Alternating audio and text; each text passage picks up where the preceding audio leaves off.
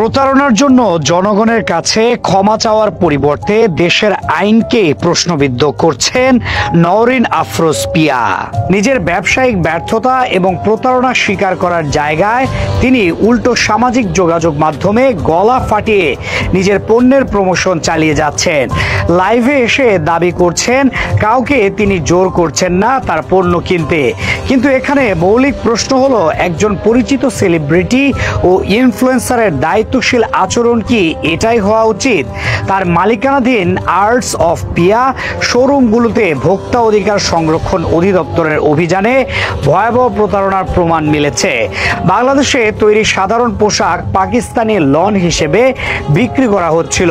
প্রসাধনিক সামগ্রীগুলো মানহীন ও মেয়াদ উত্তীর্ণ অবস্থায় মজুদ ছিল। ঘি বিক্রি করা হচ্ছিল কোনো সিল, ব্র্যান্ড বা বিএসটিআই অনুমোদন ছাড়াই। শিশুদের ব্যবহারের বেবি অয়েল সহ প্রসাধনীগুলো বিএসটিআই অনুমোদন ছাড়াই বাজারজাত হচ্ছিল। অধিকাংশ পণ্যের প্যাকেটে মেয়াদ উল্লেখ ছিল না, আর যেগুলোতে ছিল তার অধিকাংশই মেয়াদ উত্তীর্ণ। এসব অনিয়ম সরাসরি খাদ্য নিরাপত্তা আইন ও ভোক্তা অধিকার আইন লঙ্ঘন করে এবং জনস্বাস্থ্যের জন্য গুরুতর ঝুঁকি তৈরি করে।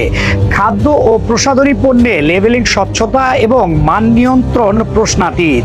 উৎপাদকের নাম, ব্যাচ নাম্বার, উৎপাদন ও মেয়াদ উত্তীর্ণ তারিখ এবং অনুমোদনের সনদ ছাড়া কোনো পণ্য বাজারজাত করা হলে ভোক্তার জানার অধিকার ধ্বংস হয়।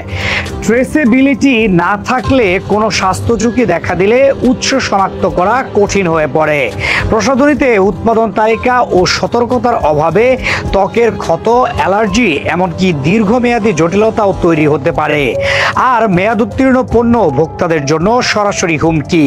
এ অবস্থায় ব্যবসার প্রত্যাশিত দায়িত্ব ছিল অনিয়ম স্বীকার করা, ইনভেন্টরি অডিট করা, ঝুঁকিপূর্ণ পণ্য বাজার থেকে তুলে নেওয়া, রিকল পরিকল্পনা প্রকাশ করা এবং ভোক্তাদের ক্ষতিপূরণ নিশ্চিত করা।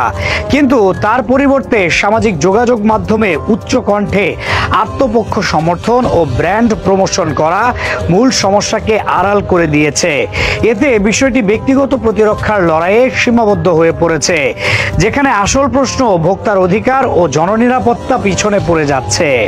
এই ঘটনা প্রবাহ স্পষ্ট করেছে, অনিয়ম ধরা পড়ার পর দায় স্বীকার না করে আইনের কর্তৃত্ব খাটো করার প্রবণতা ব্যবসায়িক বিশ্বাসযোগ্যতার জন্য মারাত্মক ক্ষতিকর। একজন ইনফ্লুয়েন্সারের উচিত ছিল ভুল স্বীকার করে দুঃখ প্রকাশ এবং নতুনভাবে দায়িত্বশীল ব্যবসার অঙ্গীকার করা। কিন্তু নওরিন আফরোজ পিয়া যেভাবে আচরণ করেছেন তা কেবল ভোক্তার আস্থাকেই ক্ষুণ্ণ করছে না, দেশের আইনকেও তুচ্ছ করার দৃষ্টান্ত তৈরি করছে।